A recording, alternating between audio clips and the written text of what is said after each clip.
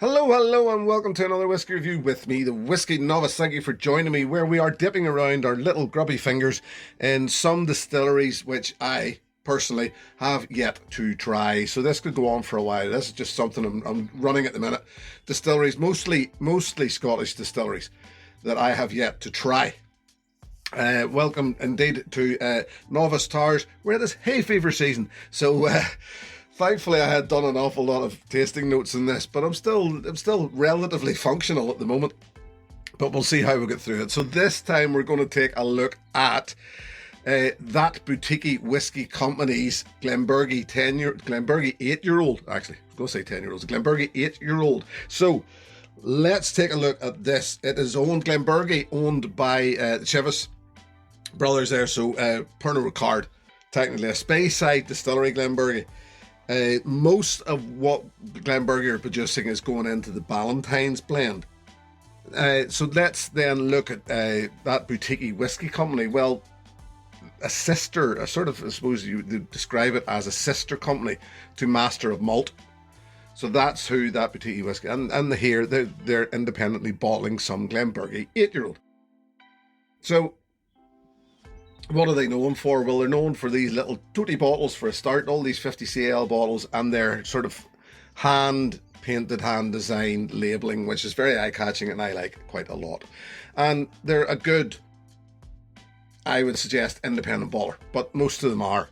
So let's get into this. It's an 8-year-old.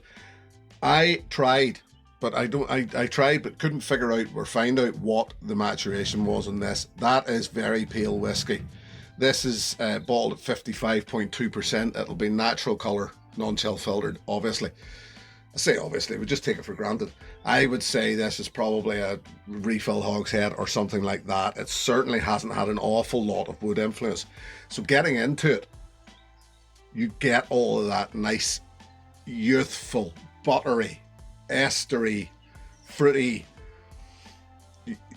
I already said youthful, but youthfulness that I would expect of an 8-year-old young whiskey.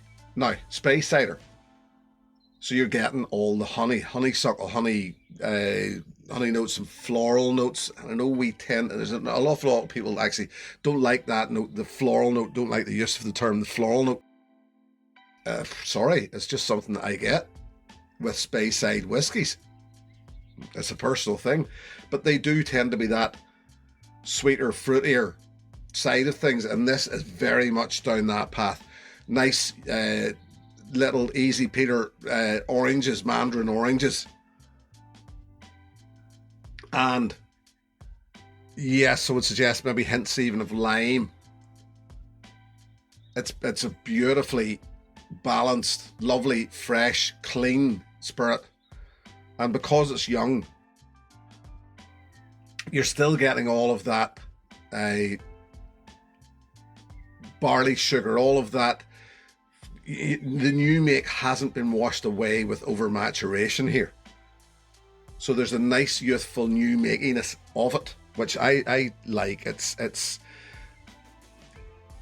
I like to delve into this. This is what the part of or what the main drive is behind all of this. This is me getting a feel for the distillery signature. Well, it's very difficult to get a feel for a distillery signature whenever it's been battened down by a heavy oak maturation, heavy wood maturation. So this is a good example of getting a feel for the distillery, and to be honest, it doesn't break away, it doesn't write any new scripts where Speyside whiskey is concerned, but it's still just a good representation, I would suggest.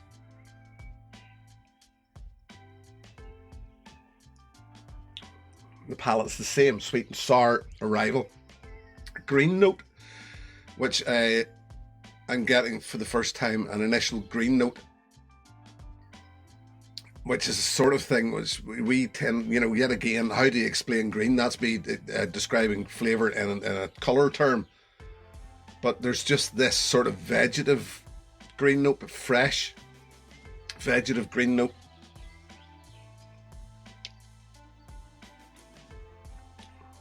Clean, once again. creamy youthfulness. Yes, once again, all of that fresh fruitiness still there, still very much intact.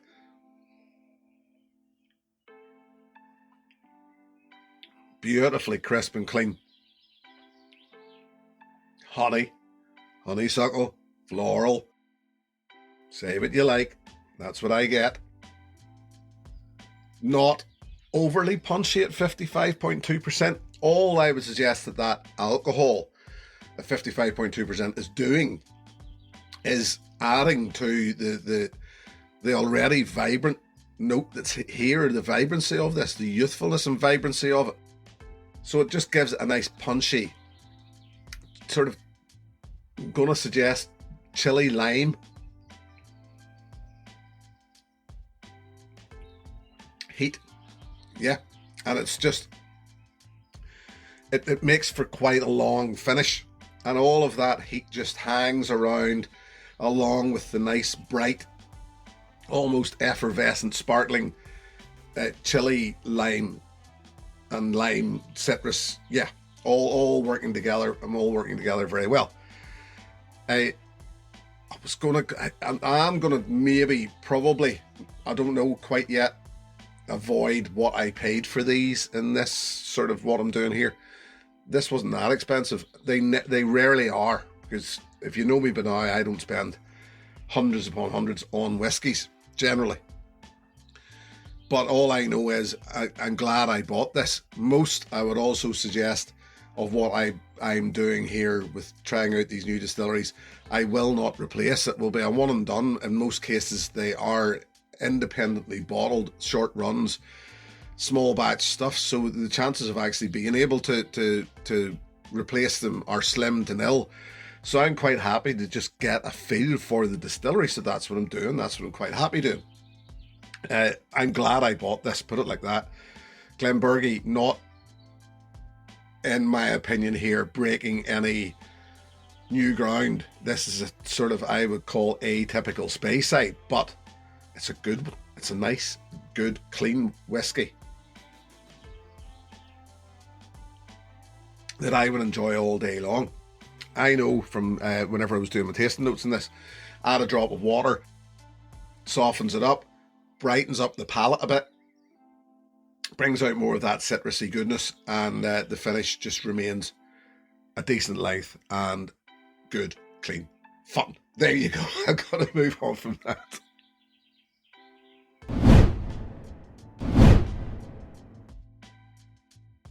Now, this is where I'm going to struggle a little with these, suggesting to you alternatives, because they are going to be difficult. It's that simple.